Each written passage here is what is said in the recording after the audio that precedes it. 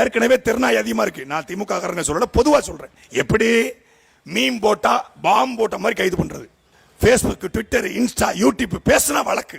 ஒரு காலத்துல கம்யூனிஸ்ட் ஒரு இடத்துல கூட்டம் போடுறாங்கன்னா முதலாளி பயப்படுவான். யோ கூட்டு பேசுங்கயா, யோ கம்யூனிஸ்ட் பேச முடியாது, அவன் மண்டக்கருக்கு பிடிச்சவன்யா, அவன்கிட்ட வந்து பேசவே முடியாதும்மா.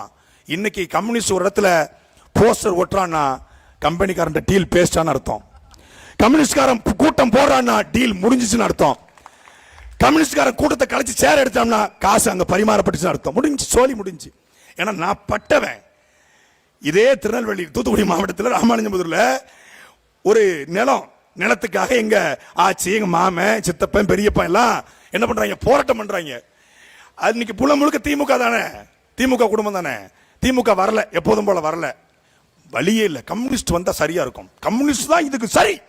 முதலாளியுடைய குறவழியை கடிச்சிருவாங்க கம்யூனிஸ்ட் போனாங்க. போனது 20 ஏக்கருக்கு.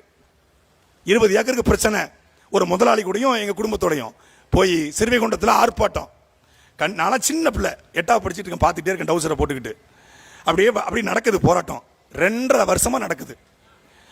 எக்ஸல் சூப்பர்ல வந்து அந்த கம்யூனிஸ்ட் கட்சியினுடைய ஒன்றிய செயலாளர் சத்தியமா சொல்றேன், டாடா சுமால போனாருங்க 2 வருஷத்துல. 2 வருஷத்துல போனா டிவிஎஸ் 50 வச்சிருந்த எங்க மாமன் சைக்கிளுக்கு மாறினா. புரிஞ்சிச்சுல கம்யூனிஸ்டுடைய தியாக மனப்பான்மை புரிஞ்சிருக்குமே. ஏன்னா போய் சொல்லல, ரெக்கார்டு. இது ஒரு எக்ஸாம்பிள், எடுத்துக்காட்டு. கம்யூனிஸ்டுகள் செத்து போயிட்டான்.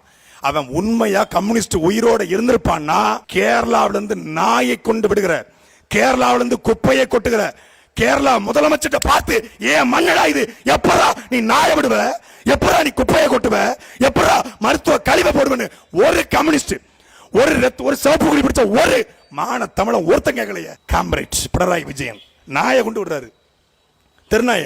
இங்க ஏற்கனவே திருநாய் அதிகமா இருக்கு. நான் திமுக காரங்க சொல்லல, பொதுவா சொல்றேன். திருநாய் தமிழ்நாட்டில் அதிகம். ஏன்னா தமிழ்நாடு அரசு திருநாய்களை கட்டுப்படுத்த 4000 கோடி ரூபாய் ஒதுக்கி இருக்கு. எந்த திருநாய் நீ திருப்பி கேட்கறீங்க பாருங்க. திருநாய்ங்க நிறைய தொல்லை தாங்க முடியல. திருநாய்கள் இன்னைக்கு எல்லா துறையிலும் இருக்கு, காவல்துறையில கூட இருக்கு. அதான் ஐ மீன் மோப்ப நாய்கள். திருச்சியில ஒரு மோப்ப நாய் இருக்கு, அருமையான நாய். சென்னையில ஒரு மோப்ப நாய் இருக்கு, அருமையான நாய். காவல்துறை நாய் நல்லா மோப்பம் பிடிக்கும், பயங்கரமா மோப்பம் பிடிச்சது, பயங்கரமா பண்ணிக்கிட்டு இருக்கு. சேட்டை வழக்கு போட்டா, காரை உடைச்சா, செல்ல களவாண்டு ஆடியோ ரிலீஸ் பண்ணா பயந்துருவாங்க, மிரட்டுவாங்க. டேய் என்னையவே பார்த்துட்டு உட்கார்ந்துருக்கோம்ல, என்னையே